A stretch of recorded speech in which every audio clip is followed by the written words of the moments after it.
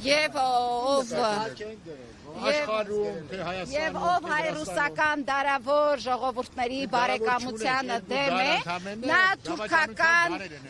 օրակարգ է թելադրում մեր ժողովրդին, որովհետև հայրուսական բարեկամությունը տարիների պատմություն ունի, ճիշտ է,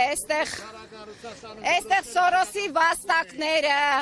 այստեղ իրենց մայրերին ծախողները հայրենիք էլ կծախեն, այստեղ իրենց մայրերին ծախողները, Սորոսի վաստակները հայրենիք շատ հեշտությամբ կծախեն, բայց հայ և ռուս ժողովուրդների բարեկամությունը այլընտրանք չունի և այն ուժերը, այն մարդիկ, ովքեր դեմ են այս դարավոր բարեկամությանը, նրանք պարզապես թուրքական օրակարգ են այսօր։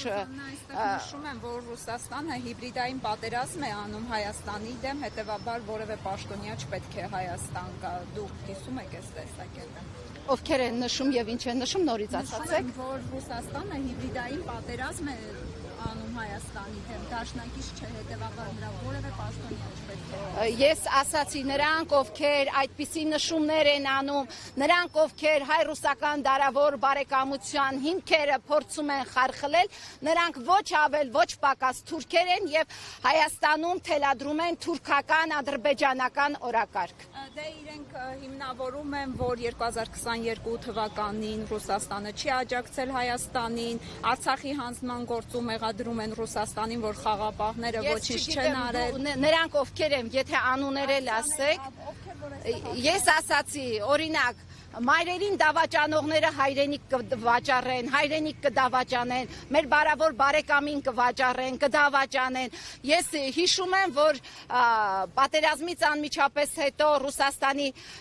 առաջին դեմքից հնչեց, թե քանի անգամ են հորդորել, դադարեցնել պատերազմը, Հայաստանը չի անսացել այդ հորդորին, ասեմ ավելին, մենք վերջին ռազմագերիները, Արցախի ռազմագերիները, մեր հայ տղաները, ովքեր գտնվում են Բաքվի բանտերում, վերջին անգամ Հայաստան են մտել, երբ որ ռուս խաղաղապահները այնտեղ են եղել։ Ռուս խաղաղապահների դուրս գալուց հետո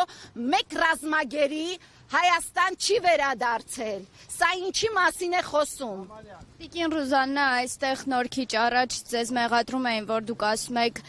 ռուս-հայկական բարեկամական հարաբերություններ եւ այդ մեղադրանքները հնչեցնում են արևմտամետները։ Ցավում եմ, ես բոլորովին վերջերս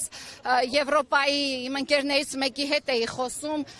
մի ցավալի փաստ բերեց, որ այստեղի տարբեր կառույցներ, հատկապես հասարակական կազմակերպությունների տեսքով, գնում են այնտեղ և 2 կոպեկի համար հայրենիք են վաճառում։ Ես 2 կոպեկով հայրենիք վաճառողներին չեմ ուզում մեկնաբանել։ Իհարկե